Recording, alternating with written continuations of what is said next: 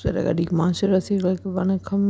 இப்போ வந்திருக்க புது ப்ரமோவில் மறுபடியும் கிறிஷை கடத்துகிறாங்க.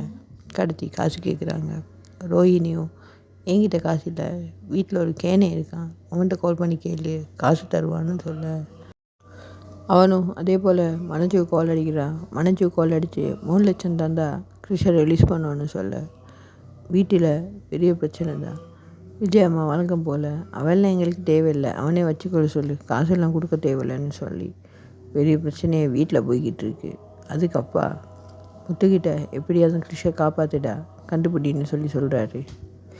ஆனால் ஒரு விஷயம் எனக்கு விளங்குது இல்லைங்க, ஏன் இந்த நாடகத்தில் திருப்பி செட்டே ஆகாத ஸ்டோரி லைனை கொண்டு வராங்களோ தெரியா. முத்து மேலே வீடு கட்டுற கதையை பற்றி ஒன்றுமே இல்லை, அதை மறந்தே போயிட்டாரு. ஏதாவது பிஸ்னஸ் செஞ்சு முன்னுக்கு வருவோன்னு சொல்லின்னு பார்த்தா இல்லை, திருப்பி மறுபடியும் குடிக்க ஆரம்பிச்சிட்டாரு. அதனால் இந்த ஸ்டோரி எங்கே போகுது, என்ன ஆகுதுன்னு சொல்லி ஒன்றுமே விளங்குதில்லை. மீனாவும் பார்த்தா ரோஹிணியோட சேர்ந்து அவட தப்பு எல்லாத்தையும் மறைச்சிக்கிட்டு இருக்கா. நீங்கள் தர அன்புக்கு நன்றி. மறக்காமல் எங்கள் சேனலை சப்ஸ்கிரைப் பண்ணுங்கள்.